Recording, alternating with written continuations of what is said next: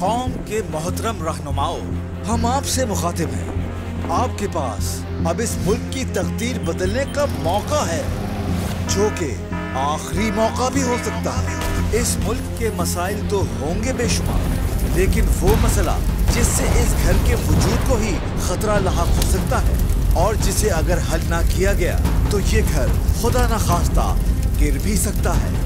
हमारे मुल्क का सबसे बड़ा मसला मईशत है, और ये मसला क्या है, आइए आपको एक सादा सी मिसाल से समझाते हैं। यूं समझ लीजिए कि हमारा मुल्क पाकिस्तान एक घर है जिसकी सालाना कुल आमदनी 7,000 अरब रुपए है, जबकि अखराजात 14,500 अरब रुपए हैं। आमदनी और अखराजात के 7,500 अरब रुपए के फर्क को खत्म करने के बस दो ही तरीके हैं, या तो घर वाले अपनी आमदनी बढ़ाकर 14,500 अरब रुपए कर लें, या खर्चे 7,500 अरब रुपए से कम कर दिए जाएं। लिहाजा अखराजात को कम भी करना है और आमदनी को भी बढ़ाना है।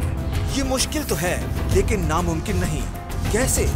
ये देखिए, हम अपने खसारे में चलने वाले इदारे बेचकर सालाना 500 अरब रुपए बचा सकते हैं, यानी खसारा रह जाएगा 7,000 अरब रुपए। मुख्तलिफ शोबों को दी जाने वाली सब्सिडीज खत्म करके हम सालाना 500 अरब रुपए बचा सकते हैं। खसारा कम होकर 6,500 अरब रुपए रह जाएगा। पेंशन के निजाम में इस्लाहात करके हम सालाना 300 अरब रुपए बचा सकते हैं। ब्यूरोक्रेसी के हजम में कमी करके हम सालाना 150 अरब रुपए बचा सकते हैं।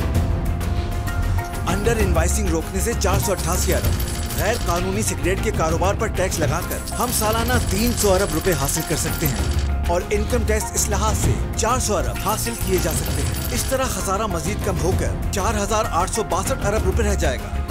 रिटेलर्स, होलसेल और रियल एस्टेट पर टैक्स लगाकर हम सालाना 800 अरब रुपए की आमदनी बढ़ा सकते हैं। पाक ईरान सरहद पर स्मगलिंग रोककर 120 अरब और अफगान ट्रांजिट ट्रेड के जरिए 342 अरब रुपए हासिल किए जा सकते हैं। कर्ज की अदायगी से 550 अरब रुपए बचाए जा सकते हैं।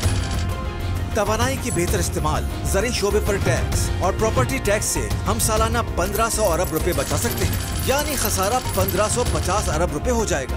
इनमें से आधे काम भी कर ले तो हम इस घर यानी अपने वतन पाकिस्तान को तरक्की की राह पर डाल सकते हैं। तो ज़ाती, कारोबारी और सियासी मफाद को नहीं, मुल्क बचाना है तो इस बार पाकिस्तान के लिए कर डालो।